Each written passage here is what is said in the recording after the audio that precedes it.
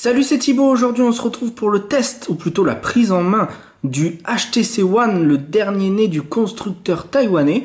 On va voir ensemble son superbe design et toutes les caractéristiques qu'il embarque, et on va le comparer aussi à l'iPhone 5 et au Sony Xperia Z.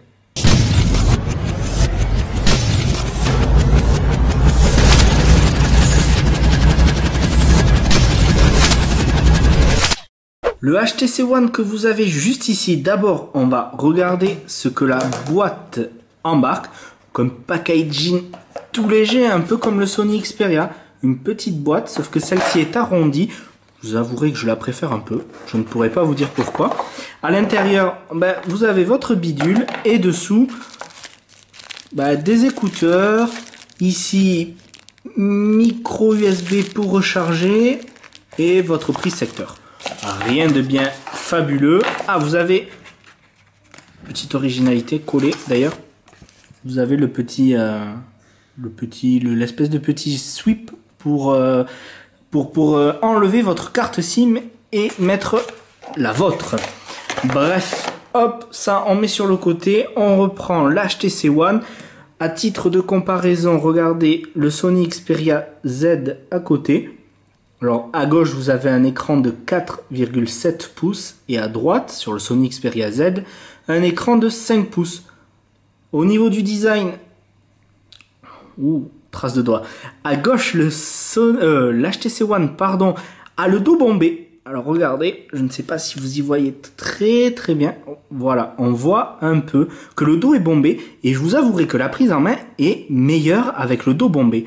On arrive plus facilement à le garder à une seule main quand le Sony Xperia Z devient beaucoup plus encombrant à côté.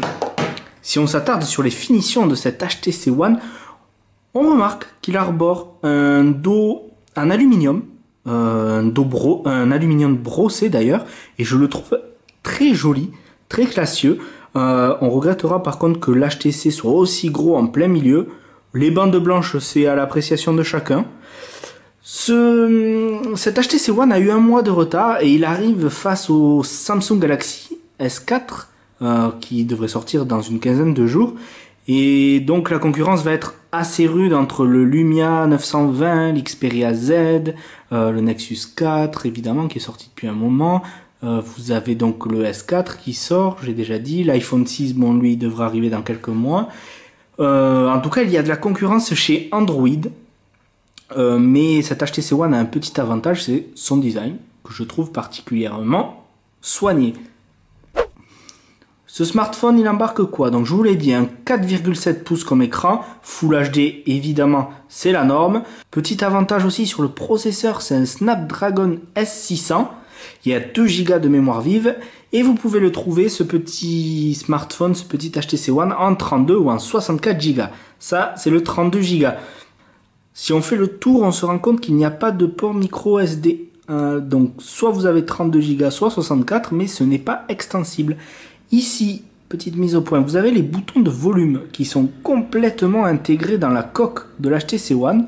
À la pratique, je vous avoue que quand on n'est pas habitué, on tâtonne un peu pour les trouver. Le capteur photo qui se trouve juste derrière là, avec son flash juste à gauche, c'est du 4 Ultra pixels. Le prix du téléphone, c'est 649 €. Donc on reste quand même sur des prix soit pour un public averti, soit pour un public assez aisé. Et puis on va allumer tout ça et regarder un peu plus ce qu'embarque ce HTC One.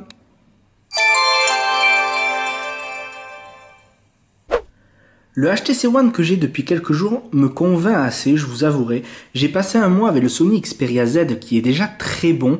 Il y avait quelque chose qui me gênait particulièrement, c'était son écran 5 pouces. Je n'y arrive pas, j'ai peut-être des petites mains, des gros doigts, et je n'arrive pas à l'utilisation quotidienne avec ce 5 pouces.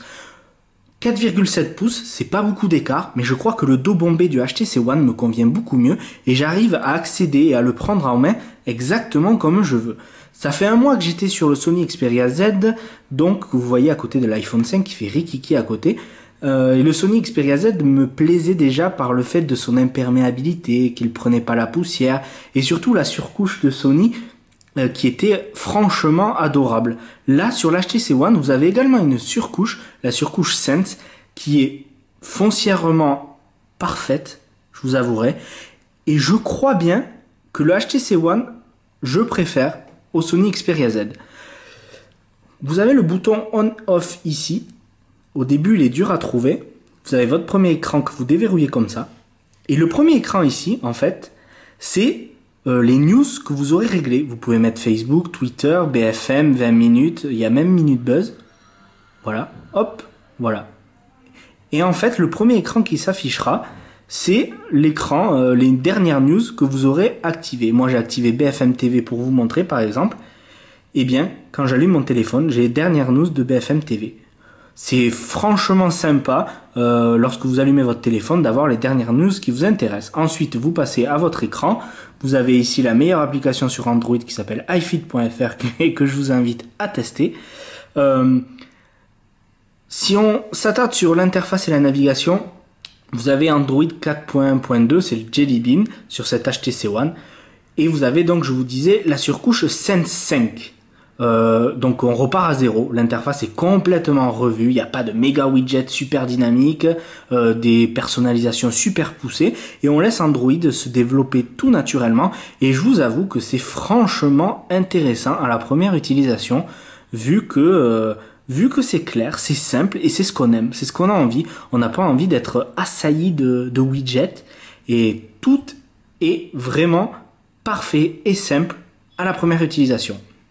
On va pas se mentir non plus, au niveau de la navigation, avec ce processeur et cet écran 1080p haute résolution, c'est super agréable de naviguer sur Internet. Les pages s'affichent facilement, la navigation est aisée, la lecture est confortable. Je vous avoue que pour la navigation Internet, je n'ai pas vu mieux actuellement que l'HTC One. Je verrai avec le Samsung Galaxy 4 dans une quinzaine de jours, mais pour l'instant, cet HTC One est parfait au niveau de la navigation Internet. Peut-être même mieux qu'avec votre iPhone 5.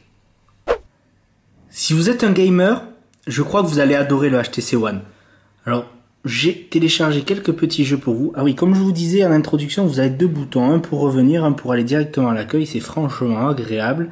Si on vient jouer à Temple Run, par exemple, vous allez voir... Je ne sais pas si vous voyez très bien à travers mon appareil photo, mais vous avez une qualité d'image assez impressionnante. Je monte le son, je rappelle que le son c'est du Beats, désactivable évidemment, mais à haute puissance, je peux vous assurer que le son il déchire. Voilà. Les Beats évidemment accentuent les basses. Je me suis chié totalement, mais c'est tout à fait normal vu que je n'y vois rien à travers mon écran. Mais je peux vous assurer que le chipset graphique qu'il y a à l'intérieur, c'est de Qualcomm et c'est de l'Adreno 320. Il va vous assurer des belles heures de jeux vidéo sur votre smartphone, comme Temple Run, Real Racing et j'en passe, mais vous allez adorer. Seul petit bémol, à force de jouer et de naviguer sur le net, cet aluminium il chauffe. Et il chauffe ma main gauche en ce moment même. Ça me fait transpirer mes petits doigts et c'est pas super agréable. Ça chauffe vachement vite. On va maintenant venir aux petits défauts de cet HTC One, parce qu'il en a des défauts. C'est son appareil photo qui est juste là.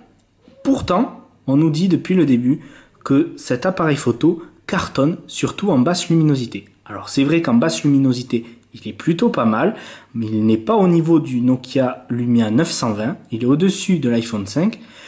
Donc en basse luminosité, il est pas mal, avec son capteur 4 ultra pixels, mais je vous avouerai que ce n'est pas un capteur qui me convient tout à fait dans l'utilisation de tous les jours, parce qu'il y a des grains, il y a du bruit, et surtout lorsque vous sortez votre photo du téléphone pour la mettre sur votre ordinateur, ne vous amusez surtout pas à zoomer, sinon vous n'y verrez rien, c'est ultra pixelisé et c'est pas super joli. La luminosité est bonne, la gestion des couleurs est plutôt convenable, en tout cas mieux que sur le Sony Xperia Z. Le Sony Xperia Z a tendance à contraster un peu trop le tout. Et sinon, donc c'est le point négatif de ce HTC One, c'est que même s'il est plutôt pas mal en faible luminosité, vous avez un capteur qui n'est pas convenable dans l'utilisation de tous les jours, en tout cas pas autant que j'aimerais. Je pense qu'on a maintenant tout dit sur cet HTC One. Au niveau de l'autonomie, c'est du 2300 mAh, donc avec tout ce qu'il y a sur ce téléphone, c'est une batterie assez petite. Vous tiendrez comme la concurrence la journée, et encore en utilisation poussée, vous tiendrez pas tout à fait la journée. Mais bon, c'est une chose à améliorer avec le capteur. Donc, si on se fait un petit récapitulatif, parce que la vidéo dure longtemps, mais c'est ce qu'il fallait, je crois, pour une première prise en main avec le HTC One. Donc, si on se fait un petit récapitulatif, le design, personnellement, je le trouve superbe. Cet aluminium est vraiment joli. Les petites bandes blanches sont à l'appréciation de chacun. Le logo HTC est un peu trop gros. Les boutons ici sont vachement incrustés, donc on vient tâter au début pour savoir où ils sont. Le dos est bombé, donc la prise en main elle est meilleure que sur le Sony Xperia Z. Dommage qu'il n'y ait pas l'imperméabilité, ça ferait un bon compromis entre les deux, ça serait vraiment génial. Vous avez deux boutons ici, donc les deux boutons sont assez sympas. Vous avez un premier écran que vous pouvez personnaliser comme je vous ai montré.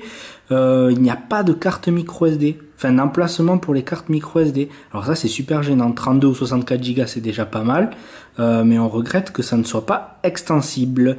Le design, donc on a dit qu'il était plutôt joli, on regrettera peut-être toutes ces grosses bordures, hein. Je pense qu'il y a quand même de l'optimisation à faire. Je crois qu'à part ça on a tout dit. 5.5 il est beau, il est même pratique, tout a été revu donc c'est plutôt fluide et pas agressif. L'APN il est efficace donc en basse luminosité, mais après pour de la photo un peu plus naturelle, sociale, quotidienne, c'est pas du tout ça. On a dit que l'autonomie il fallait qu'elle soit un peu plus perfectible, et puis voilà, je crois qu'on a plus ou moins tout dit. Je vous mets le récapitulatif beaucoup plus clair, point par point, en dessous de la vidéo si vous êtes sur iFit.fr. Sinon, je vous invite à venir sur iFit.fr et à télécharger l'application iFit.fr si vous êtes sur Android.